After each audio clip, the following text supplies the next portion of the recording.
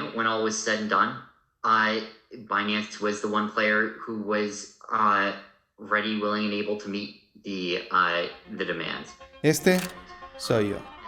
Y esta es mi cara en el momento exacto en el que me informan de que la empresa en la que trabajaba se había declarado en bancarrota. Mi jefe nos había robado miles de millones de dólares. ¿Que quién era mi jefe? Breaking news tonight here in Top Story. Sam Bankman-Fried guilty on all 7 counts of fraud and conspiracy. A jury found former cryptocurrency mogul Sam Bankman-Fried guilty on all 7 counts against him. Con esta noticia del niño prodigio, como lo consideraban, de las criptomonedas. Está acusado de uno de los mayores fraudes financieros de una generación. Que ha pasado de amasar una fortuna de 24.000 millones de dólares a perderlo todo. Probablemente te preguntarás cómo demonios terminé allí. Pues verás, esta es una de aquellas historias que vale la pena escuchar. Era abril de 2022. Por aquel entonces FTX era el segundo mayor exchange de criptomonedas del mundo, solo por detrás de Binance, su rival directo.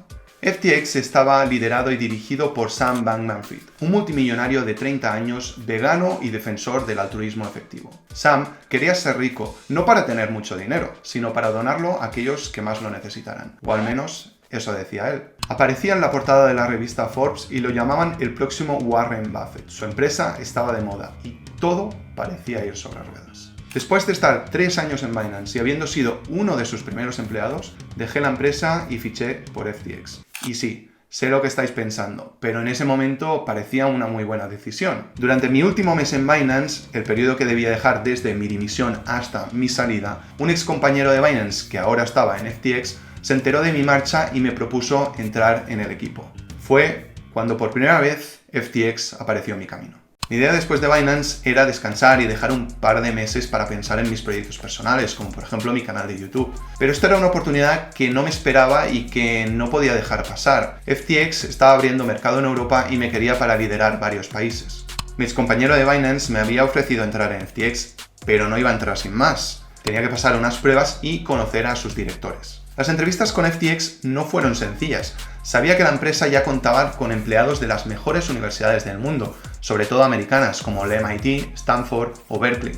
Y yo era un simple graduado de la Universidad Autónoma de Barcelona. Pero oye, ahí estaba luchando por un asiento en la misma mesa. Como mi posición iba a ser importante y venía recomendado, me salté a recursos humanos y pasé directamente a entrevistarme con la que sería mi futura jefa y la directora de operaciones. Todo salió perfecto, su oferta era 3 veces mayor a mi sueldo de Binance y la posición era de mayor responsabilidad y la que estaba buscando para seguir creciendo profesionalmente. Y aquí comienza la historia de cómo una nueva oportunidad me llevó de lo más alto a uno de los peores momentos de mi carrera profesional. Era mi primera semana en FTX y ya estaba camino a las Bahamas, el corazón de un imperio cripto emergente. Allí, entre playas de arena blanca y aguas cristalinas, tuve mi primer encuentro con Sam Bankman-Fried, el visionario CEO de FTX, conocido en el mundo como SBF. La primera vez que vi a Sam me lo encontré durmiendo en el suelo de la oficina, al lado de su escritorio. Llevaba su inseparable camiseta de FTX, pantalones cortos y unos calcetines que habían perdido su blanco original. Eran las 10 de la mañana, pero había estado trabajando durante la noche con otros programadores, así que no quise molestarlo y le dejé seguir durmiendo. Las oficinas parecían un campus universitario, tenían diferentes casas repartidas por el terreno. Algunas de esas casas estaban destinadas a otros usos, por ejemplo, había una donde podías cortarte el pelo o recibir masajes. Otra estaba habilitada para servir comida a modo buffet a todas horas, aunque realmente las casas del campus todas tenían snacks y bebidas en sus cocinas. Los que vivían allí disponían de lujosas casas o apartamentos que se costeaban a pares con la empresa, o al menos dependiendo de la posición que tenía cada uno. Después estábamos los empleados no residentes. Cuando uno venía solía ser para estar entre 2 o 3 semanas más o menos, y normalmente nos hospedaban en alguno de los resorts que ofrece Bahamas. De nuevo, el inglés era el idioma usado para las comunicaciones internas, aunque prácticamente todos los empleados hablaban entre 2 o 3 idiomas. La media de edad no superaba los 30 años. Por ejemplo, mi jefa, una joven de Hong Kong, ex Goldman Sachs y de tan solo 26 años, era responsable de todos los mercados internacionales de FTX. Una crack. Y tan solo por debajo de Sam y la directora de operaciones. Esas primeras semanas fueron fascinantes, estaba cegado por tanta novedad y por la emoción de estar en el centro del mundo cripto. Todos sabían que en cuestión de poco tiempo FTX pasaría a Binance y se convertiría en el exchange número 1. En FTX, 400 personas hacían el trabajo de 8.000 en Binance. Todos vivían por y para la empresa, con un mismo objetivo. Sentía que volvía a aprender, que mi trabajo era apreciado y que realmente estaba de nuevo en un ambiente startup cripto. Estuve trabajando en FTX un total de 8 fantásticos meses, hasta que, en noviembre de 2022, sucedió algo que lo cambiaría todo. Era otoño en Europa y se celebraba el Solana Breakpoint en Lisboa, uno de los eventos más importantes del sector en el continente. FTX tenía muy buena relación con el ecosistema de Solana y con esa excusa algunos de nosotros aprovechamos para reunirnos en la capital portuguesa. Lo estábamos pasando genial. En ese momento nada hacía sospechar lo que se avecinaba. Justo antes del evento se publicó una noticia relacionada con la insolvencia de FTX, en la que se acusaba a una empresa matriz llamada Alameda Research y también fundada por Sam de respaldar gran parte de sus inversiones con un token llamado FTT, creado por el mismo FTX. Es decir, invertían y defendían su solvencia con la garantía de un token que podían imprimir a su gusto. Es una explicación bastante resumida de lo que hicieron estas dos empresas, por lo que si queréis saber más en detalle de lo que hicieron, LordDrog hizo un vídeo muy bueno explicando lo que sucedió. Durante ese año, FTX, junto a Alameda, había estado rescatando a varias empresas que habían caído en bancarrota, poniendo freno a una especie de ola de la muerte iniciada por la caída de Terra Luna a principios de ese año.